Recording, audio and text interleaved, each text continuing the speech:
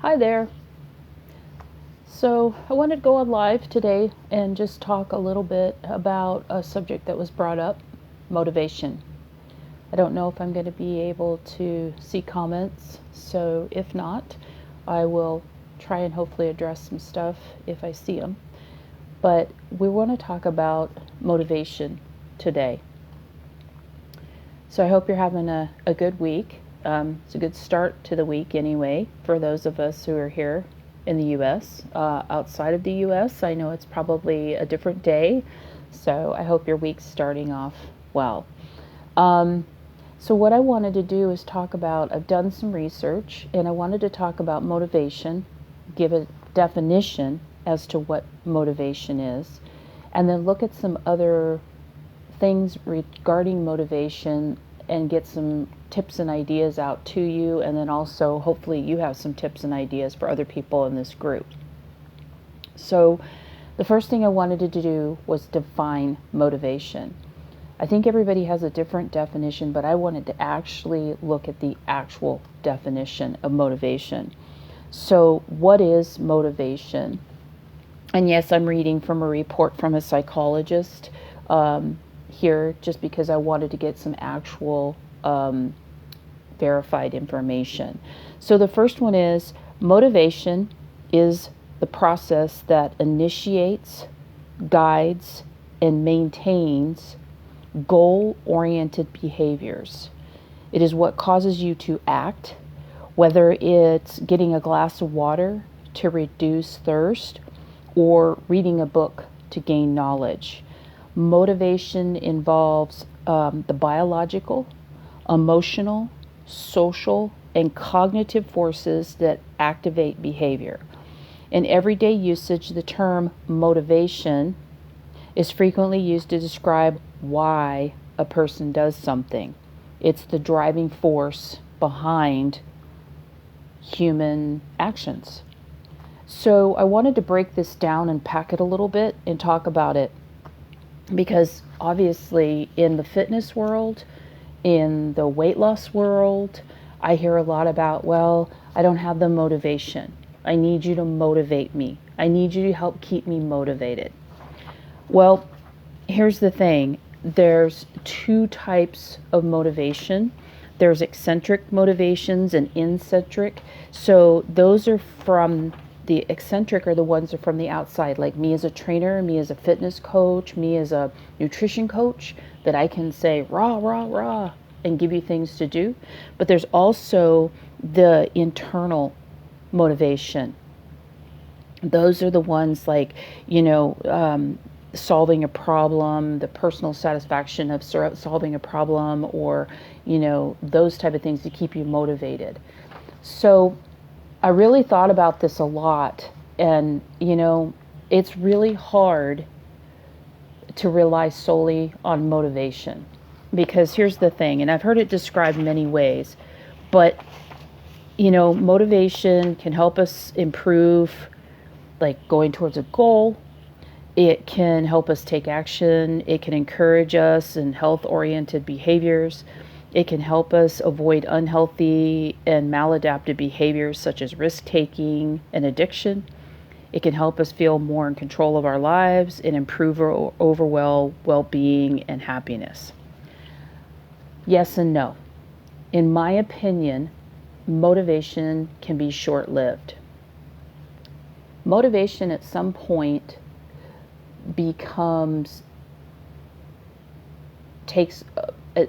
discipline takes over in some ways for motivation. Let me give you an example. So you start a weight loss journey, whether that's gastric procedure, whether that's just doing a diet, going to the gym, whatever you want to do. Your body initially gives you motivation, because you get in, you see 5-pound loss, a 6-pound loss, you're watching your carbs, you're watching your proteins, you're watching whatever you're doing.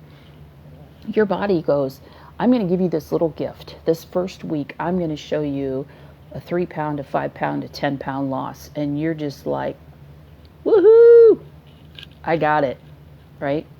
What happens in the second and the third week? Your body goes, I'm going to think about this for a minute.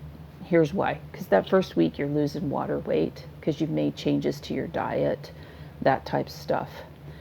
It's really hard to stay motivated. It's 113 degrees outside right now, and it's really hard to go outside and get in your hot car and go to the gym, sweat for an hour, get back in your hot car, come back home, take a shower. It's like just sucks the life out of you. The heat does. You're on a diet for a while and you get sick and tired of eating the same things over and over and over again. So how do you break through that? How do you keep going? I heard it described by another trainer one time that us as trainers, one of our jobs is to be that cheerleader. That person that is like, rah, rah, go, go, go, go, go, go, go. But even as a trainer and a coach, if you're not feeling that inside, I can stand there with pom-poms and rah, rah, rah. That's where the discipline side of it comes in and kicks in. The motivation, and then there's three major components to motivation. It's activation, it's persistence, and intensity. What does that mean? Well, we're going to throw away the rest of this because I really want to talk a little bit about this. So the thing of it is that it's about taking action, deciding what your action is going to be, whether you're going to lose 10 pounds, whether you're going to, I don't know, think of a project that you really want to work on. Any project. It doesn't have to be weight loss. If you're going to, I don't know, decide to go back to school, or you're going to decide to, I don't know, build a boat, build a cabin, anything. You don't just look at that project and go, holy mackerel, I'm looking at all these pieces and I'm going, how do I do this? Let's use weight loss because that's what a lot of us are talking about, or a health journey. So you got to take that and look at it one step at a time. So say you've got 20, 30, 40, 50 pounds to lose. If you look at that big number and say, holy crap, how am I going to achieve that? You're going to defeat yourself. Your motivation's going to go right out the window. So one of the things they say is, okay, you need to write down what that action is. So you're going to say, my goal is, and that's where we got to set a meaningful target or goal. So my goal is to lose 25 pounds. And you say, okay, that's it. I'm going to lose 25 pounds. Okay. Now you've got to put some timeline on it. And here's why. If you just say I'm going to lose 25 pounds, it could take you 20 years to lose that 25 pounds. So put a time limit on it. Say to yourself, okay, my goal is realistically, and that's the big key to this, is a realistic goal. We all go into weight loss surgery or go into weight loss and we look at it, again, we have that wonderful first week we lose the 5 or 10 pounds and we're all excited and we think, oh man, this is going to be a piece of cake. I'm going to lose all my weight in 5 weeks. I'm going to call you out on that right now. It's not going to happen. It is not going to happen. Realistically, is 1 pound to 2 pounds a week is realistic. First of all, a lot of people go on to starvation diets, and that is the worst thing you can do for your body, because you're not getting enough nutrients, your body's not getting enough nutrition. So yeah, you wring yourself out that first 2 weeks, just like a fighter would. You wring yourself out of all that water, and then after that, it's really hard going. So you have to have some food in your system, number 1 for energy, number 2 for nutrition. So looking at, okay, so my goal is to lose 25 pounds. Now realistically look at that and say, okay, I'm going to set a realistic goal for myself of 1 pound per week for the next 25 weeks. Now, I know you're going, but I want to lose it faster. If you lose some of it faster, yay, it's going to give you more motivation to keep going, but set it realistic. Say, I'm going to lose 1 pound a week. 1 pound equals 3,500 calories. 3,500 calories. So you've got to eat a little bit less, move a little bit more, okay, to make up that. So that's literally a 500 calorie deficit a week. 500 calorie deficit a day, for the week to get 3,500 calories, which is 1 pound. So the other thing is you can eat too little calories and then your body says, nope, I'm hanging on to everything I want. So you got to find that balance for yourself. Okay, so you've got a goal. You're going to say, okay, realistically, I want to lose 25 pounds and I'm going to set my goal for 1 pound per week for 25 weeks. Okay, so the next one is you're going to take action. You're going to make a plan. Okay, so you're going to say, I'm going to take this 1 week at a time. Don't try and look at it for the next 25 weeks. You're going to take this 1 week at a time. You're going to plan for 1 week at a time. This is actually in the world of this type of goal setting. It's called chunking. chunking, chunking. You're taking a big goal and you're breaking it into little pieces. So take this for 7 days at a time. Look at the first week. What can I do in the first week that's realistic, that I can stick to? And remember that, because that's a real key part of this. What can I do that's realistic and that I can stick to for this next week? Well, I can give up my ice cream in the evening. I can give up my snacks during the day that are high calorie or high carb. And when I mean snacks, you know what we're talking about. We're talking about the junk food. If you have to have a snack, okay, within reason, vegetables, some fruit. Try and get your fruit in earlier in the day, but some celery, carrots, little hummus, measure it out, portion it out. Now I'm going to tell you something that's really hard for a lot of people, including myself, and I struggle with this, is logging your food. I don't care if you do it with a little notebook. I don't care if you do it with an app, but logging your food is a way for you to stay on track with yourself and be real with yourself. It is hard. It is not a fun thing to do, especially after you've been doing it for 20 or 30 weeks. But here's the thing. You can do other things with that log. So you're going to see behind me, I have a bunch of these little notebooks. All these little notebooks. When I started my weight loss journey, back in the day, I used to log manually all of my food in a log, and I kept all this information. I wasn't into the apps at that point, but I also kept notes to myself of things that were going on. So here's one I really kind of thought was funny, but I wrote to myself. I had started halfway through the day logging my food, and I stopped at my afternoon snack, and I wrote, blew it in the evening, carbs, unhappy face. And down below, I had put that I had done some stretching and foam rolling that day because I was in a lot of pain that day. I was having some issues with my back, and so I was in pain. Again, this is something that I, going back and looking at it, found out in my own personal life when I've had major surgeries for plastic removal or those type things, and I've shared this with other people that know me real well. I discovered over the past couple years that one of my off-track things for eating is when I'm in pain. Not only mental pain more so, but physical pain. I tend to soothe with food. And that's something I've really been working on over the past years. So backing up, this, you can log your food manually. You can use an app, MyFitnessPal or Berrytastic or any of them. There's tons of them out there. They're free on the Play Store, whether you're an Apple user or Droid user. So logging your food is a way for you to stay accountable to yourself and be realistic. Because let me tell you something, it's really hard to write that crap down.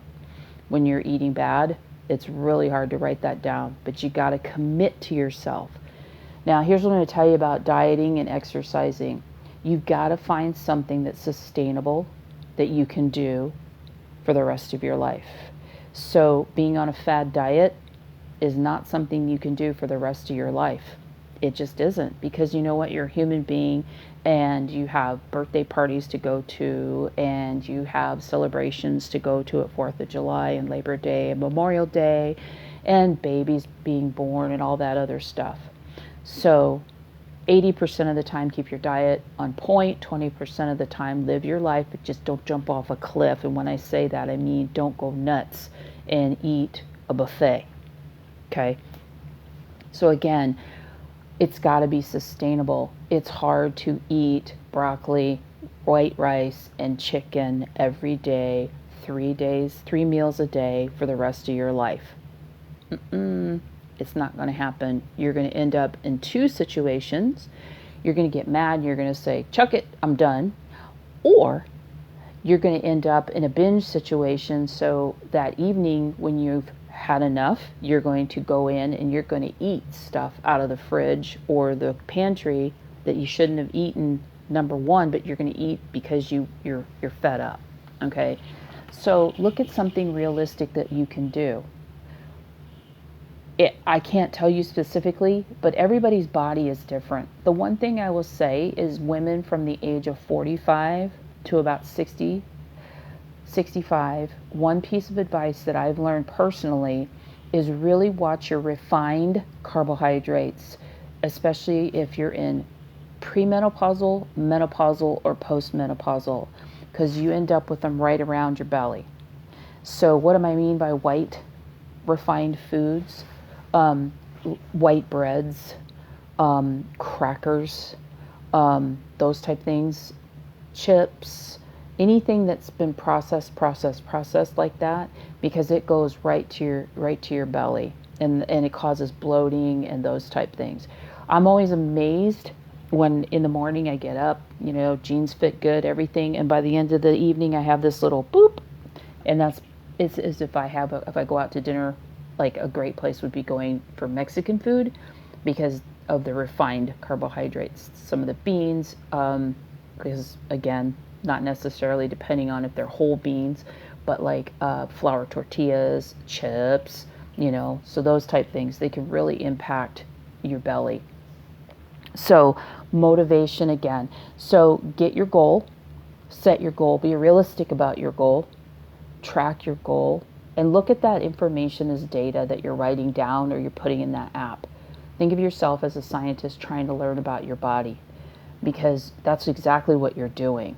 Okay? Now, one thing I'm going to say is when you're up here starting a program, you're like, yes, I'm going to get healthy. I'm going to lose weight. I'm going to, Great. You're going to be up here. You're going to be highly motivated. You're going to be highly driven.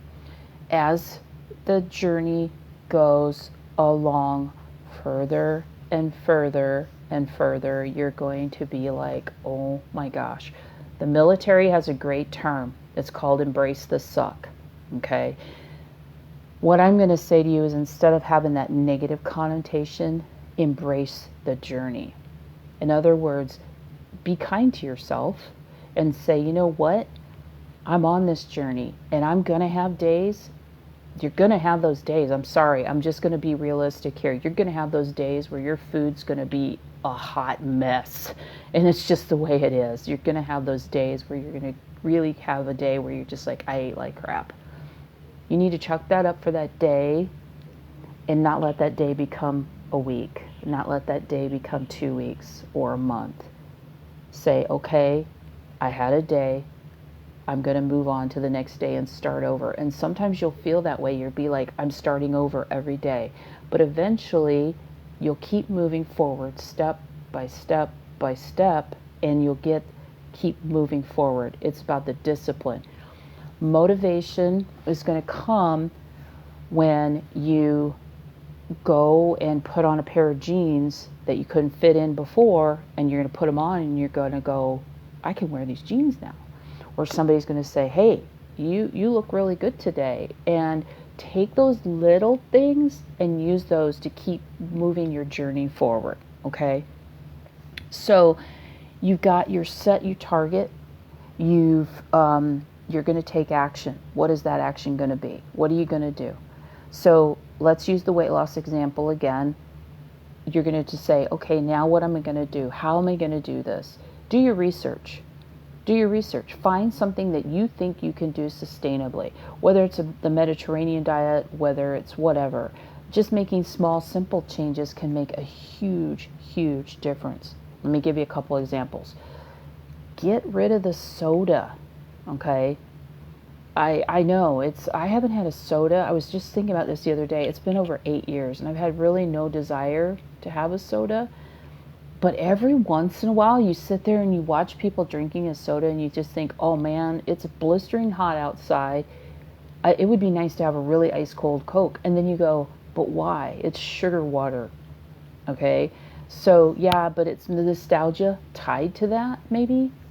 So again, think about what you really want out of this and what changes you can make. Can you substitute some things? Instead of having a hamburger on a bun with some chips, maybe you have a hamburger on some lettuce leaves and have a side of baked chips, or have some vegetables, or make some really light macaroni salad, go easy with it, and go with a whole wheat or quinoa based noodle versus a white refined noodle.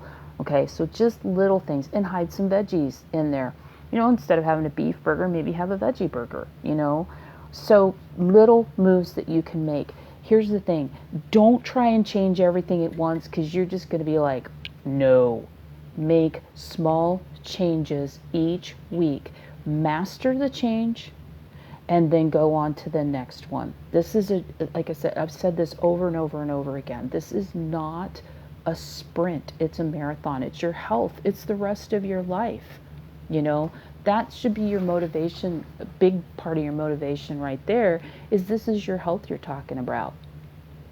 You don't want to be 65 years old in the hospital having to have major heart surgery, or having to have issues with other cancers or type stuff. Those things happen, but the better you take care of yourself, the longer your life's going to be. I'm hoping I can hit the Century Club. That is actually one of my goals in life. And I just keep thinking every day I move forward. I've got some health stuff going on, with my body, but I just keep moving forward. And you just do it one day at a time. Sometimes you have to take a rest. You have to give yourself a break. Take that time off. But don't let yourself spin out of control, because that's real easy to do. So you take the action, you keep moving forward. So how do you take that first step? That's the big thing I hear from people. How do you do that? Usually it's a life event. To be honest with you, a lot of the people I work with, there's a life event. Something's happened to a family member, something in their own, they come in with their blood reports and they say, I need to get busy. I need to do some stuff, But is that going to keep you motivated long term?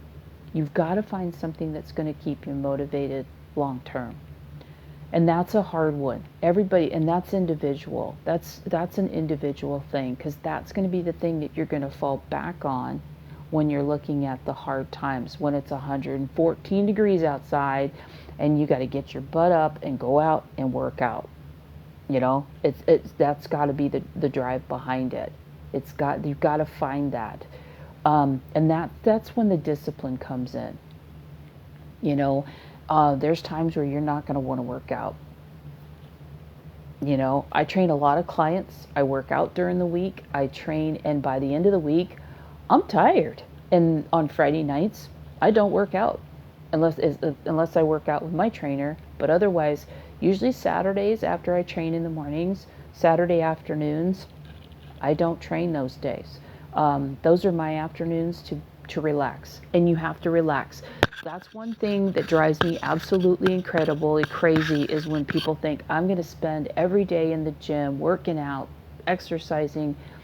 Your body has to heal, and your body has to repair. At night when you hit the rack, that's when your body goes, holy crap, what did you do today? What did you do today? and says, I got to fix all of this. So that's where your healthy proteins come in, your healthy carbohydrates and healthy fats, because those are the building blocks that your body says, I got to fix this mess that this person made. Okay? So I can sit here and preach at you about motivation. I struggle with it myself, to be honest with you. It's a hard thing. It's not an easy thing. But you got to find it, something deep inside of you has got to be like, I can do this. Because you know what? You can do this. Just start one simple thing. Just make one simple change. You know, you can go to the gym and exercise, which is great for your cardiovascular system. It's good for your muscles. You know, it's good for stretching. It's great if you have arthritis. Is huge, the stretching. But if you really want to lose weight and improve your health, you got to start in the kitchen. And I know that's, you know, Covert Bailey years ago, the big fitness guru back in the 80s, he said there is a magic pill to lose weight and for your health. And he said it is the hardest pill you will ever have to swallow. He says it's diet and exercise. So it's there, you know, exercise is not always fun. Sometimes find a partner to do it with, or find a favorite video, or find something you love to do. Because here's the thing, it's again about sustainability. You know, I can sit there and tell you, you know, go to the gym and I can write a workout for you and I can do all these things. But again, if you're not going to do it, then there's no point in driving yourself crazy, because then what happens is that negative conversation. So that's the last thing I wanted to talk about, was that negative dialogue conversation in your head. That comes in with the food, that comes in with the motivation, that comes in with goal setting, it comes in with exercise. We all have that little negative voice that sits there and goes, well, you ate this, da da da da da da da, in your head. I want you to tell that voice in your head to sit down and shut up. You know, it's just like we can be our own worst critics. Oh, we're brutal. We're brutal to ourselves. We can be so mean and saying, well, you're worthless, you didn't do this, or you're crap and you didn't do this. You didn't go to the gym like you said you were going to. You know, you ate a whole chocolate bar today. I can't believe you ate that. That's all. Don't tell me you haven't had that conversation, because I've had that conversation in here. Absolutely. And I'm going to tell you right now, you need to tell that voice to sit down and shut up. You're in control. You are in control of that voice. You are in control. You're not worthless. You're not. You're not a bad person. You do not always make great choices for your food, but I think you make overall pretty good choices. You got to tell that voice to shut up. You're going to have days. You're going to have those days where it's just like, and beating yourself up just puts you on that chain of, oh, well, I've blown the day. Just to heck with it. I'm just going to sit down and eat a box of whatever. You know, don't do that to yourself. Why are you doing that to yourself? Why are you punishing yourself? You didn't do anything wrong. You made a mistake, you know? And was it really truly a mistake? The big thing is stopping it after it starts and having that conversation with yourself and sitting down and saying, okay, I did this. Why? Looking at it, why did I eat this? Why? What was the motivation behind that? So let me give you a great example. I'm going to use a personal example here. So the other day, I was sitting there eating something and it tasted really good. And I was like, I'm going to go back. It was actually tortilla chips. And I had some tortilla chips. And I thought, man, these tasted really good. And so a little while later, I went back and I had a few more tortilla chips. You know, 2 or 3 at a time. A little while later, I was coming through, saw the bag, thought, oh, I'm just going to have a couple more. And after about 2 or 3 times of doing that, it was like, why are you doing this? Give yourself a serving and call it good. Why do you keep going back? Why do you keep going back? And it was just like they tasted good. And I think that's part of the issue too, is that there's so many foods that really taste good. In a way, they taste good at the time, and then afterwards you're going, it really didn't taste that good. What was the driving force behind that? Sometimes there isn't a driving force. Sometimes you're just like, yeah, I wanted to eat it, you know. But I would say to yourself, make sure that you log that food, because that way you're accountable to yourself and saying, I really did eat this. And it is hard. You know, I had to log it in my app, what I'd eaten, and I looked at those calories and went, I hope those calories were worth it, you know, because there's times where you eat something and you go, oh man, why did I waste the calories for the day on that? Give yourself some grace with your calories too. Don't be so tight on your calories that you're so locked down that your brain is just losing it. And the hard part is getting overthinking about food all the time. You know, as somebody who was really heavy to where I am now, it is really hard some days. Some days that's what all you can think about is, what's my next meal? What am I going to do here? What am I going to do here? That's something I've been working on personally too, is working through that of, hey, the food's there and I'll eat when I'm hungry. And when I start feeling full, I stop. That's a big deal. That's a really big deal. And especially for those of us in the weight loss community that have had gastric surgery, you know, we went into this with food issues, and it takes a long time. I'm almost 8 years out, and I still have days where those old tapes play in your head. So give yourself some grace. Take this one step at a time. Motivation is not an easy thing, and it's not a forever thing, in my opinion. It's like that adrenaline to push you, to get you to go, and then it's the discipline that keeps you moving forward and keeps you going. And you get those little nuggets along the way, that 1 pound, that 2 pound loss, you know, or if you're building something, you know, say like you're building a house, you know, you'll see those. It's like if you're actually doing the work, you're like, oh my gosh, this is so hard. We've been working at this for months and months. But then all of a sudden you come one day and all the walls are up and you're like, oh, this is great, you know, or you're working on, let's just say something even like a puzzle. You know, you've been working on a puzzle and putting the pieces together. And then you get to that point where it's like all of a sudden you say, I can start to see what's the pieces and they're fitting. And that's kind of the way this is a puzzle. You're putting all the pieces together. And then some days it feels like somebody comes by and goes swoosh, you know. So you just keep moving forward. Just keep moving forward. This is a long, long journey. So next week, I'd like to do another live next week. And I think what I want to talk about is I want to talk about some of the issues after you have a success of a major weight loss, and some of those things about where do you go from there. So you hear people lose 100 pounds or 50 pounds or whatever. What do you do after you hit that goal? What do you go from there? And I wanted to talk about that whole motivation after, or when you get closer to your goal. But once you hit that goal, about the motivation for afterwards, what do you do? Because a lot of people get to that point in their journey where they're like, you know, I've been pretty successful. I feel really good. I feel good about where I'm at. And then where do you go from there? What do you do? Because there is a couple things that can do to help you stay in that mindset of moving forward. And that's what this is all about, is moving forward. Because it's really hard once you get to a goal and you get to that goal and you go, now what? So I think next week what I want to do is talk about moving forward after you've gotten to that goal, and part of that with the motivation of continuing to set goals for yourself. So I haven't seen any comments. So I'm hoping that this was helpful for you. I'm trying to turn my phone on real quick. Sorry about that.